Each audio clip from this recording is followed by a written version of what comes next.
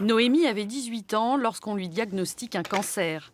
Une fois guérie et alors qu'elle reprend ses études aux Beaux-Arts, la jeune Libanaise choisit de raconter cette épreuve dans une bande dessinée, paradoxalement pleine de vie et de couleurs.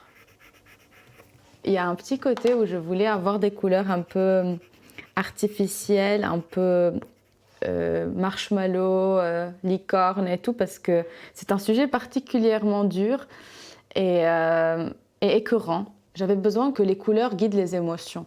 Donc peut-être que je travaille de manière expressionniste, mais je suis plutôt inspirée des impressionnistes avec l'utilisation de la couleur. C'est un peu ça.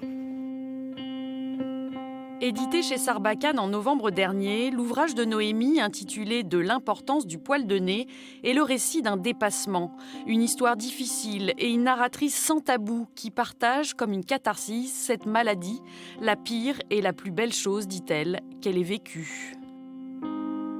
Où est l'intérêt de la demi-mesure? Quitte à faire un projet comme ça, quitte à parler des choses, allons-y à fond.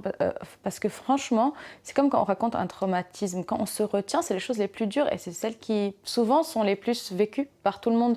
Oui, on va jamais, quand on voit sur Internet quels peuvent être les symptômes ou bien quels sont le processus de reconstruction, on n'a pas ces détails-là. Et moi, je trouve que c'est là que c'est important. C'est là où c'est intéressant. C'est combien ça nous touche profondément.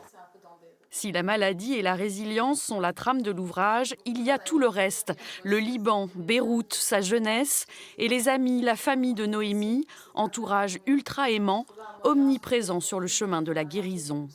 Mon intérêt par rapport à l'histoire, c'était plus comment ça a affecté moi et les autres. Donc en fait, la maladie n'est pas un sujet, c'est une trame, d'où émane mon sujet principal qui est la relation du personnage avec soi et les autres. Invitée en France pour réaliser cet album, Noémie vit à Toulouse depuis 2 ans. Pleine de projets, la jeune femme s'apprête à retourner au Liban pour quelques semaines de répit, après s'être plongée dans une période de sa vie qu'elle dépasse aujourd'hui.